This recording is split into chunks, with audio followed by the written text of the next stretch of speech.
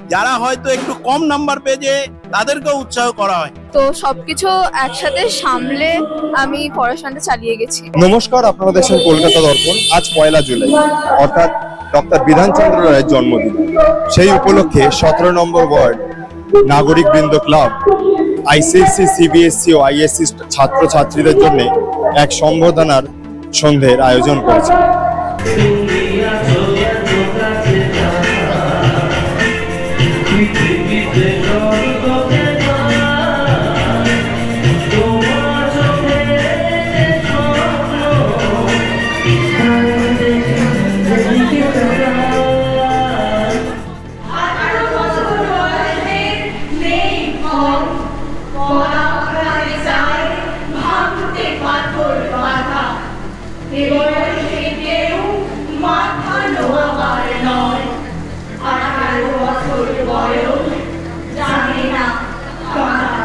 নন্দিনী শীলকে সংবর্ধিত করা হচ্ছে।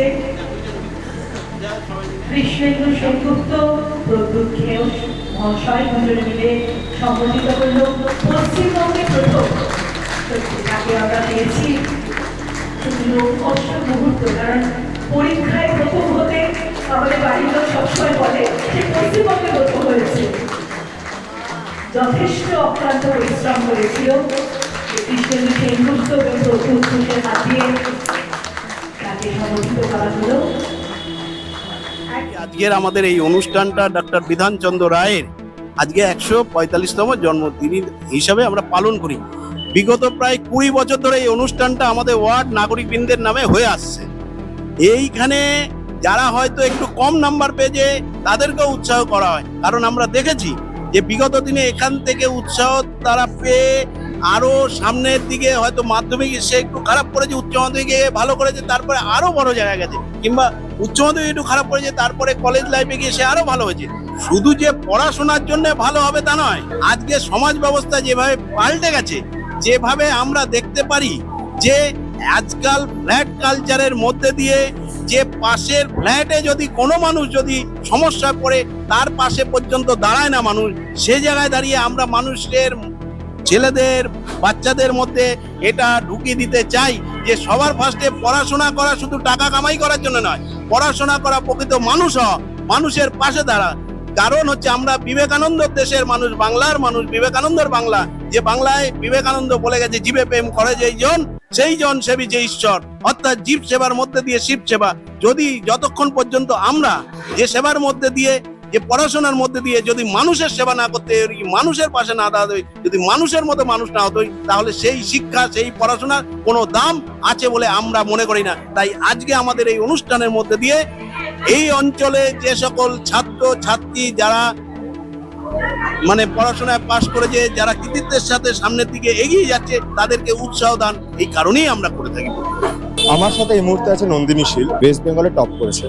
ওর থেকে জেনে নেব কিরকম প্রিপারেশন ছিল, কতটা খুশি, আর আজকে এখানে সম্বর্ধনা পেশে কতটা মোটিভেটেড হলো, আর সে ফিউচারে কি হতে চায় ওর থেকে জেনে নেব। পরীক্ষার আগে ক্লাস 10-এ আমি স্কুলে রোজই যেতাম। তো স্কুলের সাথে পড়াশোনা মানে ব্যালেন্স করে আমার অনেক এক্সট্রা কারিকুলার প্যাশনও ছিল, যেমন আমি ভায়োলিন বাজাই, ড্রাম বাজাই, পিয়ানো করি, আমার আঁকতেও পছন্দ। তো সবকিছু একসাথে সামলে আমি পড়াশোনাটা চালিয়ে গেছি। এখনো আমি চাই মানে ক্লাস 11-12-এও সবকিছু নিয়ে পড়তে। আমি ভবিষ্যতে ডাক্তার হতে চাই, আমি তাই এখন নিটের প্রস্তুতি নিচ্ছি।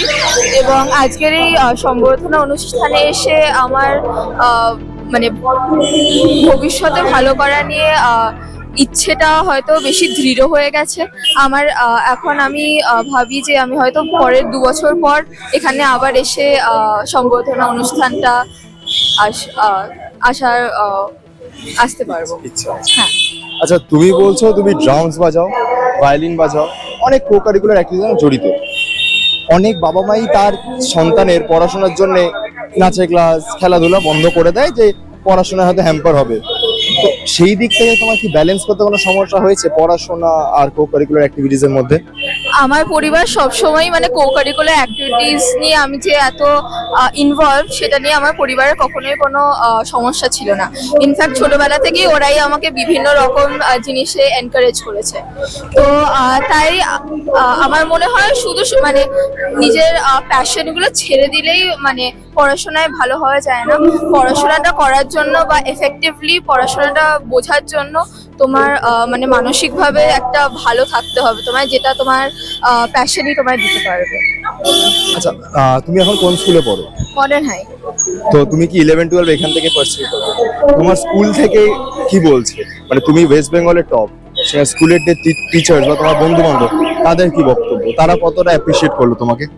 আর স্কুলে তো আমাদের প্রাইজ ডিস্ট্রিবিউশন সেরিমনিতে মানে এটা নিয়ে কথা হয়েছে, সবকিছু মানে যথেষ্ট সম্মান দিয়ে আমার প্রিন্সিপাল, স্কুলের টিচার, বন্ধুরা সবাই আমাকে মানে যথেষ্ট সম্মান দিয়েছে এই বিষয়ে। তুমি বললে তোমার ডাক্তার হওয়ার ইচ্ছা, কোন ডিপার্টমেন্ট, কোনো এখনো ভেবেছো কিছু? আমি এখনো অবধি ভাবছি কার্ডিও। কার্ডিওলজিস্ট হওয়ার ইচ্ছা। অল দ্য ভেরি বেস্ট, খুব ভালো করে পড়াশোনা করো মন দিয়ে।